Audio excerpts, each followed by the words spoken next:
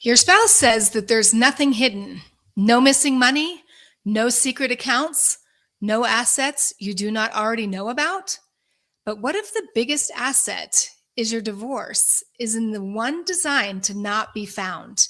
The biggest asset in your divorce, I should say, is one that's designed not to be found. So crypto has become one of the easiest ways to hide money quietly, digitally, globally.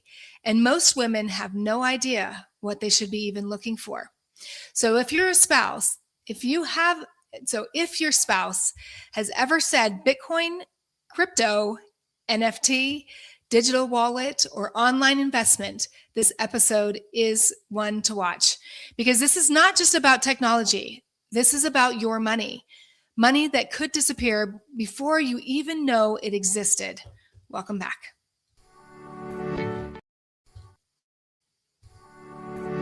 Welcome to Divorcing Strong, the podcast that pulls no punches when it comes to divorce.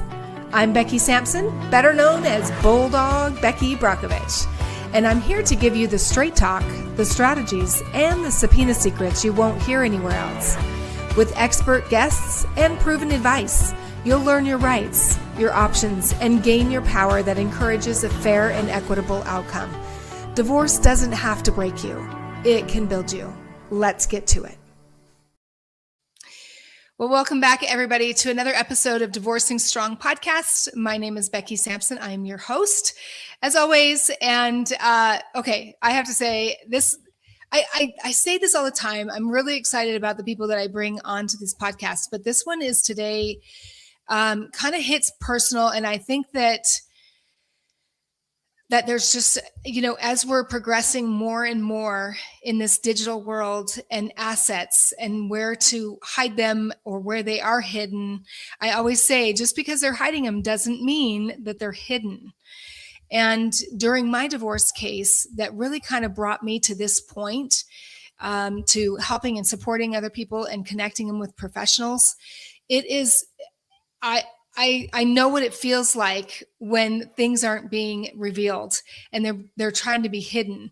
And I truly, truly believe that one of the main reasons why I won my second case for a fair and equitable division was because I uncovered everything that was hidden. So it created an opportunity for me to advocate for myself. So I think this is such an important episode for anyone that's dealing with someone that's difficult, and it could be a male or female. Okay. So we're probably going to be talking more that this happens to women, but I know cases that this has also happened to men as well, where they hide assets and keep them from their spouse. So definitely, stay tuned with us, because this is so important. This can be an important episode. So there is a new form of financial hiding, and it's happening inside of divorces right now to women who have no idea that it's possible. It doesn't look like offshore accounts or a secret P.O. box. It looks like a thumb drive in a sock drawer. It looks like a line of tax return on a tax return most people skip over. It looks like a transfer to a friend that is supposed to come back after the papers are signed. Today's guest has made it his life's work to find it. Alex Pron is a certified financial planner, a certified Bitcoin and digital asset advisor, and a CPA. And he is the co-founder of Crossover Capital, a fully fiduciary fee-only financial advisory firm based in the Philadelphia area. He has been published in the Forbes Business Council. He is a trusted resource for the American Academy of Matrimonial Lawyers chapter in the New York and Pennsylvania area. And over the past several years, he has worked on more than 20 crypto divorce cases, supporting discovery, strategy, settlement, negotiation, and post-judgment planning for spouses who found themselves completely outgunned on the financial side of the divorce. His firm's mission is to help 500 non-financially savvy spouses take back control by making the scary less scary. Alex works for the women sitting across from their husband who has been managing the money controlling the accounts, and who is counting on the fact that she doesn't know what she doesn't know. Let's change that today. Welcome to the show, Alex. Hi, Becky. Thanks for having me on today. So I have to say, before we even started this, Alex and I were talking and we're like, man, we need to talk way more.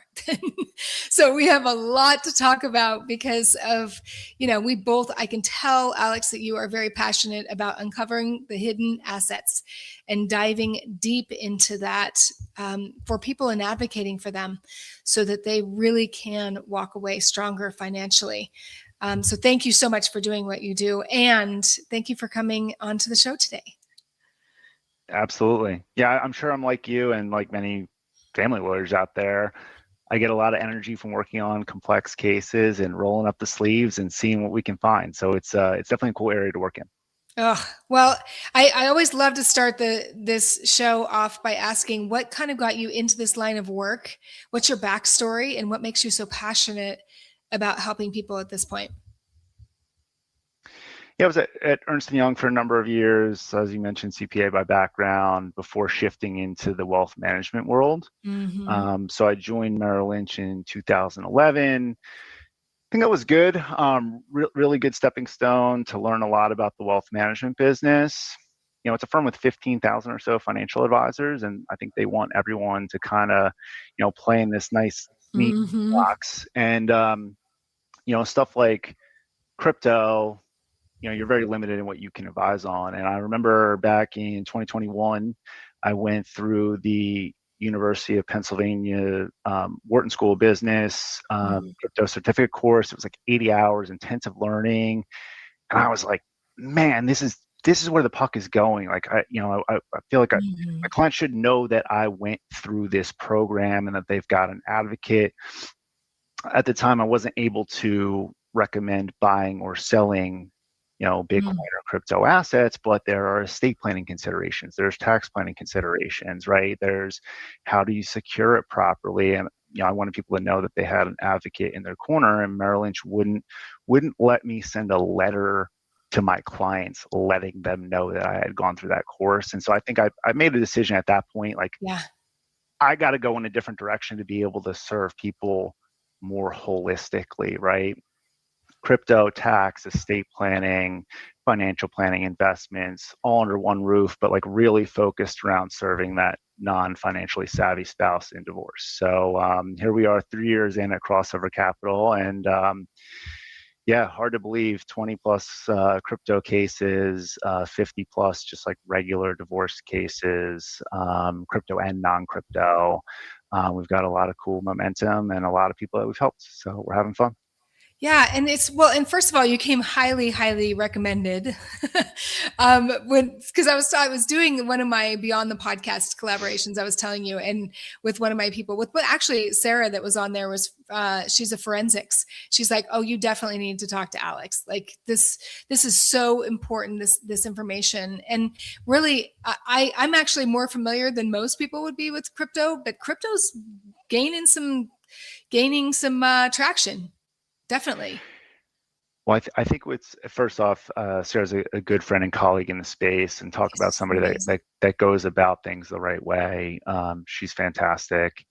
Um, we almost stumbled into this by accident, and for a while, it was actually a little awkward saying like, "Oh yeah, our two niches as a financial advisory firm are crypto and divorce. They don't feel like they go together." And I got invited to a local bar association and my thought at the time was, um, hey, I'd love to educate family law attorneys on something like Bitcoin, right? And if it's your job to help your non-financially savvy client Mm-hmm. negotiate around Bitcoin, how many family law attorneys are just saying, "Oh, let him have it"? And I'll echo your sentiment from earlier. By the way, I've had several cases where the financially savvy and crypto savvy spouse is the female, right? So it's not always Yep. the as male dominated as one might think. But a little Bitcoin education, figuring I'd help people at least have a basis to understand why something like Bitcoin might have value and why it might be worth putting a little bit more energy into the negotiation around that.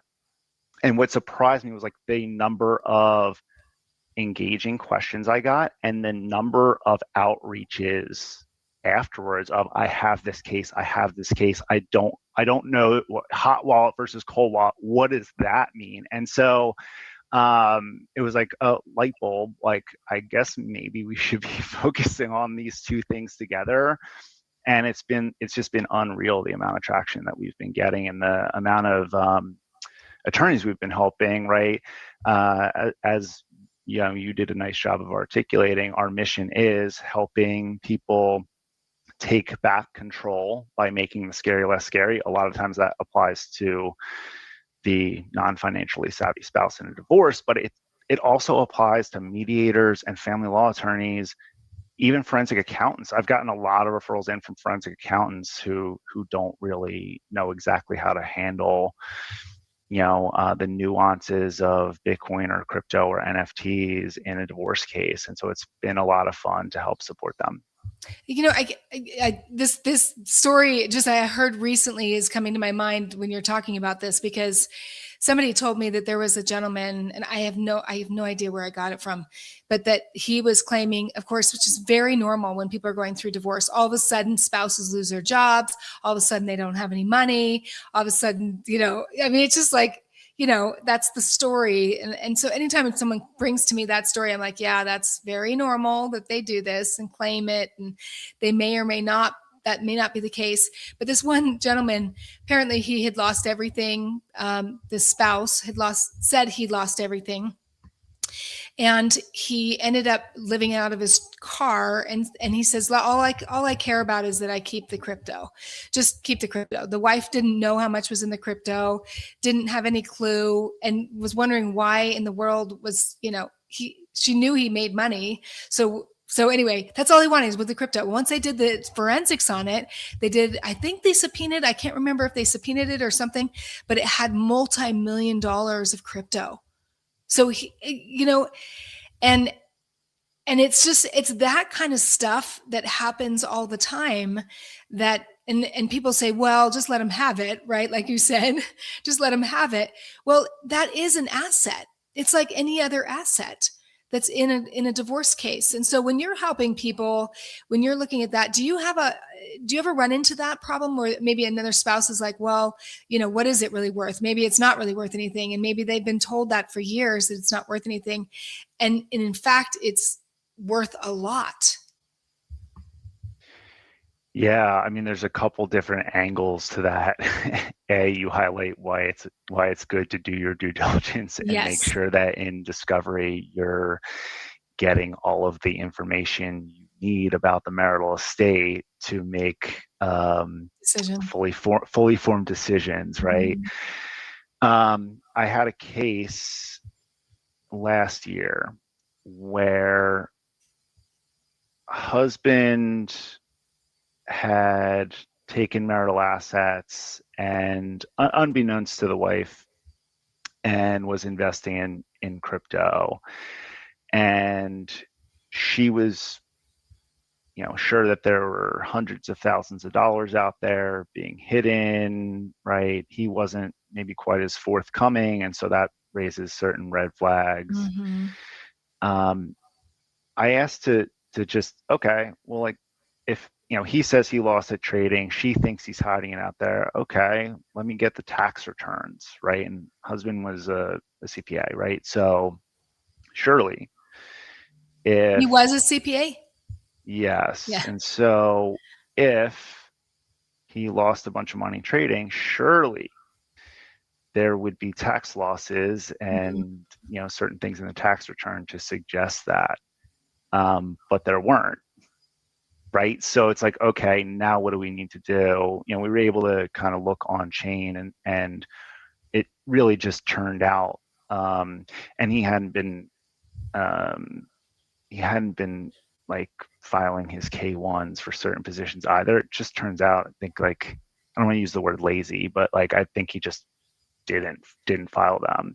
So we weren't able to find, for the non-financially savvy spouse, this missing crypto, right? He had for sure lost at trading, and you could kind of see what he was buying at the time towards the top in 2021, right? It made total sense once we got all the information we needed.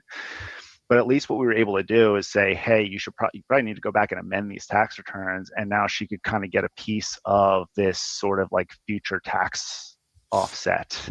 So a future tax benefit to her against other capital gains in her portfolio at some point down the road. So you never know what you're going to find. And you never really know, is someone being not forthcoming, like because they're hiding something or some other reason. That's what makes it challenging and makes it kind of fun again. And if you're in your position or my position, to try and get to the bottom of it. Well, so you just brought up something that was really important too. And I don't know if we brought this up on a previous podcast or if it's just something I've had a conversation with someone else that's in crypto, is that it is very important if somebody's helping you track down that crypto, talk a little bit about, you kind of touched on it, but when it comes to tax implications to the gain or the loss, and maybe it's not even because the crypto hasn't been sold yet or it hasn't been dissolved or whatever it is, it's how important is it to have someone that understands not only the crypto but also understands the CPA, understands the tax benefits, or how it can also go against you in a divorce. Yeah, and I think even backing up, and then I'll loop back around on that, right? I think there's sort of very specific things that you need to be doing in discovery, right? That then leads into negotiation and settlement, right. and how you position that, right? When you get into negotiation, right, and thinking ahead to, okay, as a financial advisor post divorce, right, what do you want that person's balance sheet to look like? Are they negotiating around XYZ unknown coin, or is it Bitcoin, or is it an NFT that's down 90%, right? Those things are handled totally differently, different tax implications depending on when the asset was bought. So you want to make sure you get the negotiation right, but because then that leads into, okay, post divorce, what's my checklist? What's my comprehensive checklist that I need to handle top to bottom? And one of those things is, hey, if I have a crypto heavy marital estate and I end up with this big pile of crypto, right? Well, what's the appropriate amount to own in a diversified portfolio? And if I have this highly appreciated pool of money, how do I unwind that in a tax efficient manner, but also in a manner that gets you to like safety, perhaps a more safe portfolio setup sooner rather than later? It's all one big balancing act, and like no two divorces are the same. No two client risk tolerances are exactly the same. So it's fun to try and help put the pieces together and guide that person from discovery to post judgment through that process when it involves crypto, because it's just it's a different animal. So we kind of talked about before the show started about subpoenas, right? Have you had success in having crypto subpoenaed? Yeah, and look, we talked about it because I'm excited to utilize your services. Probably when I think about my role, right? If a forensic accountant, was brought in to value a business, and then there's crypto there also, and they're not a crypto expert, I could be brought in, right? My role in sort of the first 30 to 60 minutes of like casework is just like, okay, get the lay of the land and figure out, am I the right person? Can I handle this by myself? Do I need a subpoena expert? Do I need an NFT specific forensic accountant with a lot of experience there and the right forensic tools? For these 18,000 NFTs in this portfolio, right? That I am not the right person to solve those problems or solve the first problems, right?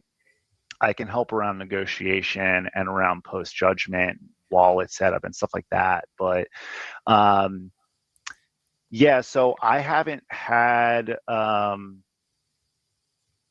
guess the most notable subpoena case that I can think of, CBiz was the forensic working on it, and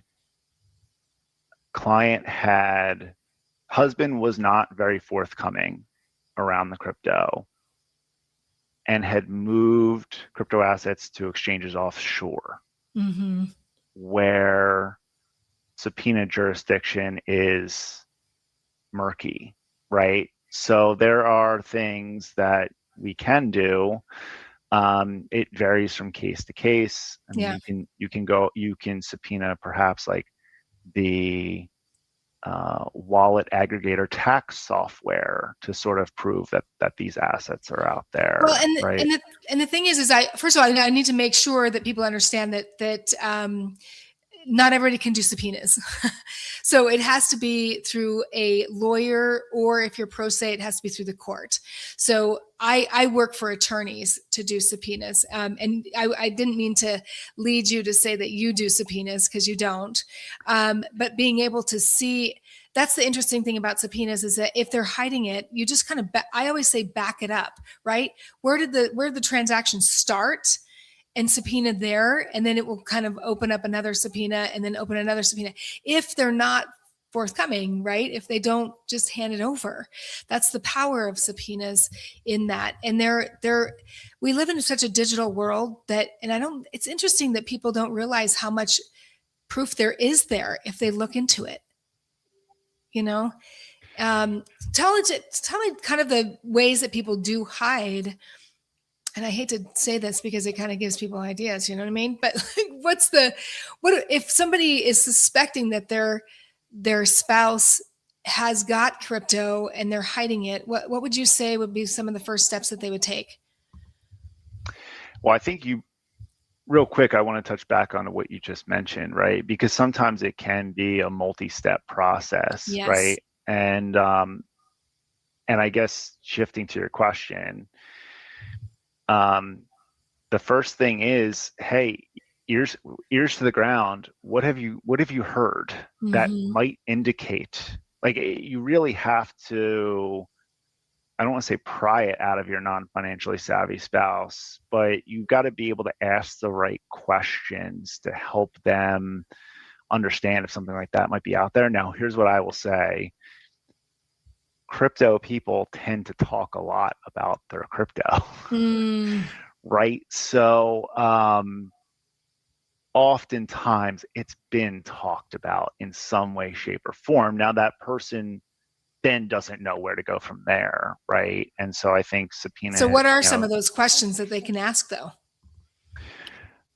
um, have you seen the let's just call it USB drive, right? Really, hardware wallet, right? Mm-hmm. I try not to use um, jargon, like whether it's just a regular financial client of mine or a crypto client.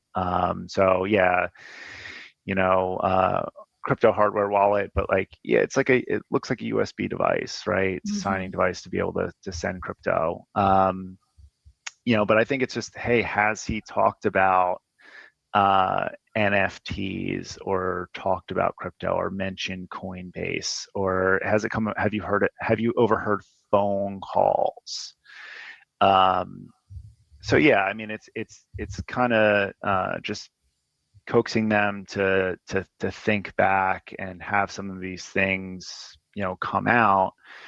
But then it's also like, at the end of the day, in in most cases, today the crypto probably wasn't mined like 10 years ago. I've had cases where the Bitcoin's mined. Like, oftentimes you'll know about that because it's been talked about. Yep. But today, if you're a newer crypto investor since 2017, 2020, you likely got that crypto by transferring money from a bank or through Mm-hmm. Venmo Mm-hmm. or from your investment account to a Mm-hmm. Coinbase or Kraken or Gemini or wherever. And so it's really just getting the last 7 or so years. Transaction. So Yeah. understanding when you're asking the client, well, like, when might you have heard about the crypto stuff, Mm-hmm. right? back in 2021. All right, well, you might even go back to 2020 or 2019, but let's subpoena the bank statements or the investment Exactly. account statements, the Venmo or PayPal or whatever it is. And then you'll see, oh, transfer to Coinbase, transfer to Kraken, and someone like me is going to know what company names or sort of what to look out for, Mm-hmm. right? And then where your next subpoena has to go, right? Because an exchange like a Coinbase, they pool hundreds of clients together in one wallet, so you can't just the blockchain is public and available. Anybody can look it up. But if you look up that wallet address, it's not going to pertain to your spouse. You have to subpoena the specific records from the exchange to then determine, okay, did he send it to other wallets? And then that's going to lead to, maybe another round of subpoena work or some forensic work. So there's like a very specific order of operations and process that is kind of iterative depending on how the subpoena process goes and what you find. So actually, can I explain to people, because people are using a lot of cold wallets to move their assets off, and then trying to find that in a divorce case. Explain to them what that is. What's the difference between a warm wallet and a cold wallet, and how would they? I guess really, how would they find that? Yeah, and there's going to be a lot of different vernacular here, which I try and minimize as best I can, right? But Yeah. an exchange wallet is an example of a hot wallet. It's connected to the internet. There's some benefits and drawbacks to that. Benefits would be, hey, I can transact quickly, I can move money quickly. The trade-off is you can get hacked more easily. Mm-hmm. It's not as safe of a place to store a lot of crypto. So when you talk about a cold wallet, that means that it's offline, right? The crypto is on the blockchain, right? A blockchain is just a public ledger. Think of it like a giant public Excel spreadsheet of who owns what, Mm-hmm. right? And so cold wallet's still on the blockchain. It's not really on the device, right? The device is just it's a signing device. It's almost like the device is like the key to your house, right? It gets you access to be able to send the crypto out of the address that it's being held at, right? Mm-hmm. But the signing device is offline. It's not connected to the internet, so it's much harder to hack or have your crypto stolen in that way. And so, yeah, I think the question around a divorce is, well, who owns that address that the crypto is at? It left Coinbase. Like, does he still own it, or does that spouse still own it? Or was it sent to someone else? So, if it was sent Yeah, to I someone do else, want to talk about that, because that happened to me as well. Like, it wasn't crypto, but in my case, it was like, oh no, I just gave it all to a friend of mine. And I'm sitting there going, I know you better than that. You wouldn't just give it, right? But they do. They put their assets in somebody else's hands and then make an agreement with them that, hey, when this is all over with, it's going to come back into my possession. You know what I mean? Talk a little bit about that, because we talked about that in the intro. But have you had cases that you see that and being able to track it? I've got a case I'm working on right now, so I don't want to comment on Right. that case specifically.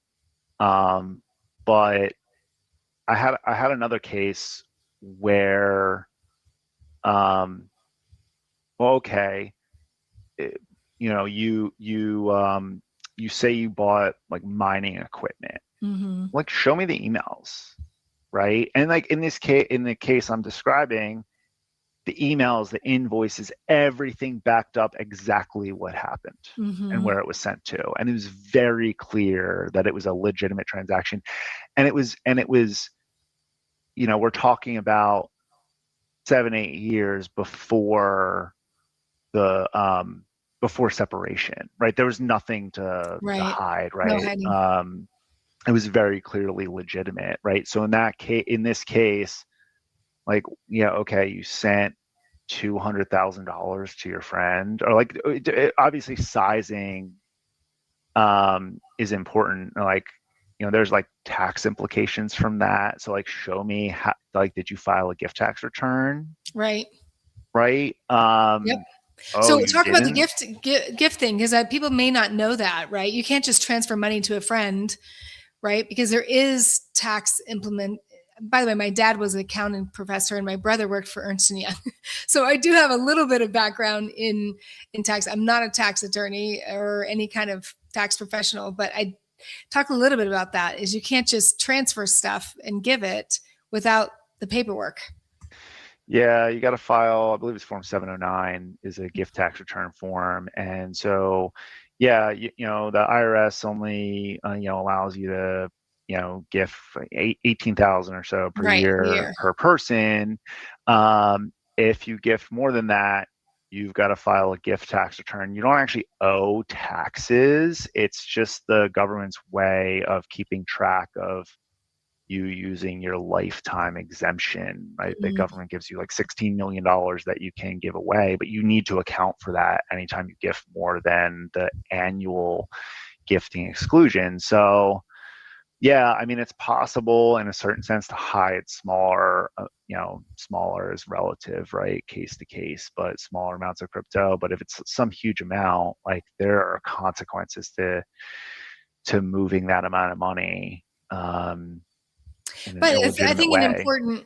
an important thing to talk about at this point right now is that I when I was going through my divorce, I thought about creating a shirt that says "I can prove it. Can you?" And that's the thing is that if you know or suspect that there's things going on, you need to be able to prove it in a court of law. And that I'm not saying that guarantees you the result, but you have a much better chance of being able to not only negotiate for a fair and equitable division, but you're able to prove it to the court and have the court see the truth of what's going on. But it's exhausting. It's exhausting, and you have to decide of whether or not any attorney will probably give you that suggestion is like, do you really want to go down this rabbit hole? And if you do, just realize it's going to take a little bit longer, to be able to do it. But especially when you have professionals that you can reach out to like yourself and say, hey, let me get there quicker, because it can be a long drawn out process for sure. Yeah, you're absolutely right, Becky. And when I think about our role in a crypto case, Mm-hmm. the table is tilted just so heavily in Mm-hmm. favor of the crypto savvy spouse, Mm-hmm. right? The knowledge gap for most people in the room is humongous. And So what would you suggest that they do? Get more well, look, educated? I think what we take pride in is leveling that table. Yeah. And I mean, look, you know, um, I think education is certainly important, but like, I mean, that person has 7 years of hands-on learning ahead of you. How Yeah. could you get caught up Yep. by the end of your divorce, right? I Right. think you have to take the strategy of, I need to build a team that can help me navigate this area properly. And that's what I'd like to think that we bring to the table, is not just our team, but it's our network of putting the right people in the right seats on your team to even the playing field. Yeah. And yet, speaking to that, you also mentioned that before we started the podcast, and also kind of brushed on it here, is that I love that you have a network of people. I feel I'm the same exact way. If someone calls me and it's out of my wheelhouse and it's not something that I feel that I can handle and I would be the best fit, I will definitely send you to somebody. And you are, I can assume that you are the same way from what you've said to me, is that you're like, hey, I can do that or I can't. And that's the key, is getting the right, we talk about this all the time on this podcast, is that getting the right team around you so that you can get there quicker, faster, and with less headache and heartache and financially even. That's why I truly believe in subpoenas, because it's like, let's just get there. Let's just go there. Like, that's the highway versus the little, you know, dirt road. Let's get there. So it's the same thing in having you be a part of it as well. And did we freeze there? We might have frozen. There we I'm go. back, I You're back. think. You're back. Sorry. That's okay. I mean, I you were heard, like sleeping on the job. I was like, oh what? no. That's okay. Gotta love technology. Yeah, look, I did I could hear you longer than I could see you. Yeah. But I got most of that. And I think we are very similar in that way, but that was actually born for me from pain. You know, at when we were at Merrill Lynch, I think we had 550 clients, and it was like 175, 200 to 1 client to advisor ratio. Wow. It's take on anything and everything. Right. And like now I just feel like our mission is so clear. Yep. Like we are very very focused on helping non-financially savvy spouses in divorce. And you know, if a business owner needs help with a 401k plan, I've got other advisors I can send them to, and that's great. But it's the same thing even within a divorce, right? There's certain things that just aren't going to be in my wheelhouse, or I'm going to know I need to pick up the phone. There's a you know, a subpoena issue here. I gotta get Becky in the room Yep. to help us think through this and probably help here, right? Or I need my, you know, decentralized finance specific forensic accountant, right? Okay, I know exactly who I'm calling. So yeah, I think that's so important, and like so much better for everyone's headspace too, Really right? is. So yeah, it's been a great shift for us. Yeah, I just put your talk a little bit about what you have here at this website. I know it's kind of a long website, so I apologize that we didn't get it shortened in there. But they can stop and pause this and go check it out. But tell them where this website takes them. Yeah, so we have a landing page specifically for family law attorneys, you know, with resources that we're going to continue to populate there around crypto cases, right? And so right now we've got I think it's 10 or 12 pages, a comprehensive crypto guide. You know, we want, just like we want our non-financially savvy spouses to be, you know, as self-sufficient as possible, and help empower them, right? Help be an advocate for them. We want to do the same thing for attorneys, that we can arm them to run with things, especially on less complex cases. Great. Obviously, just pick up the phone if you have a crypto case. We can point you in the right direction. But yeah, we wanted just people to have a family law attorneys to have a starting point, because many of them are not crypto experts. They know what they're good at. They're focused on family law, and the crypto thing is new. So yeah, and you're yeah. nationwide, by the way. So I mean, that's one of the questions I asked. I love that you service people across the United States, not only in the CPA but the crypto. You know, helping attorneys across, people that are struggling getting the answers when it comes to crypto or digital assets. Yeah, we've had a number of cases in California, our community property state friends. Yeah.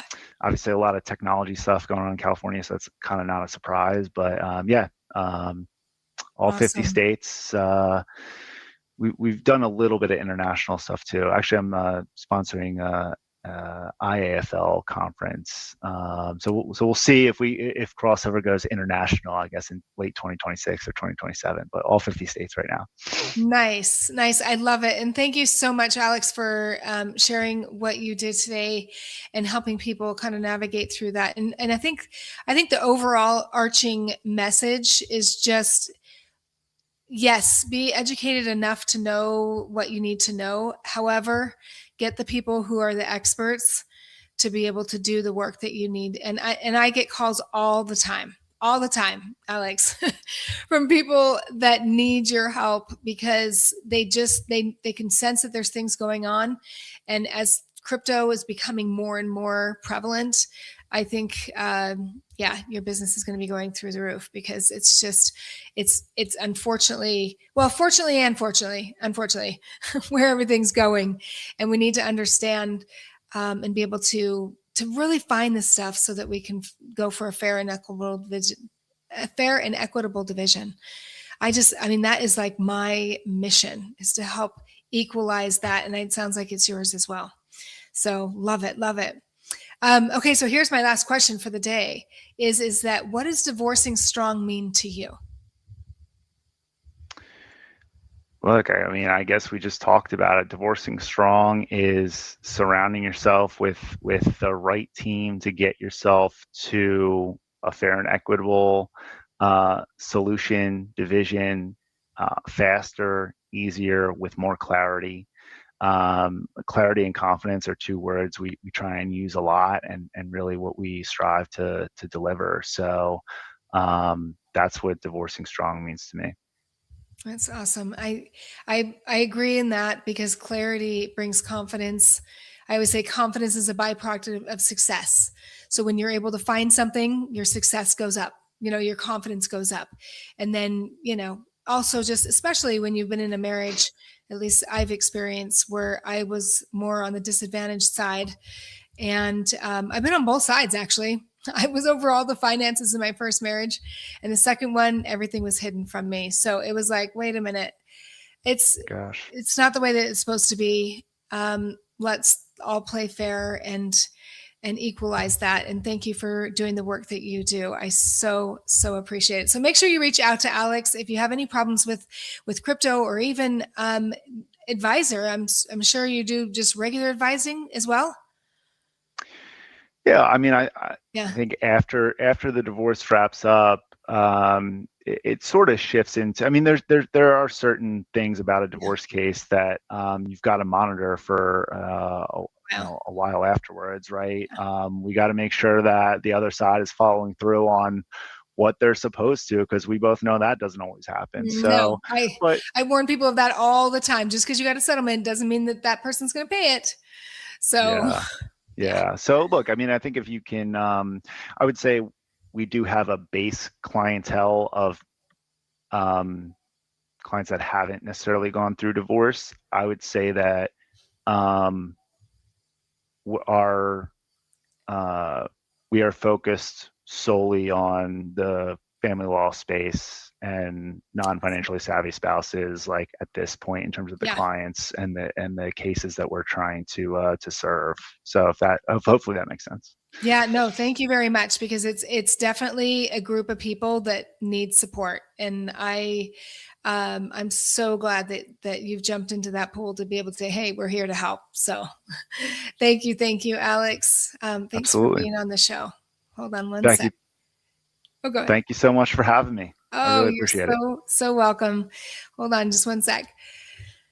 Thank you guys, everyone, for joining on another episode of the Divorcing Strong podcast. This has been an important one because there's just, as things progress in our society, unfortunately, it's becoming more and more digital, more and more people are trying to hide things. But here's the good news.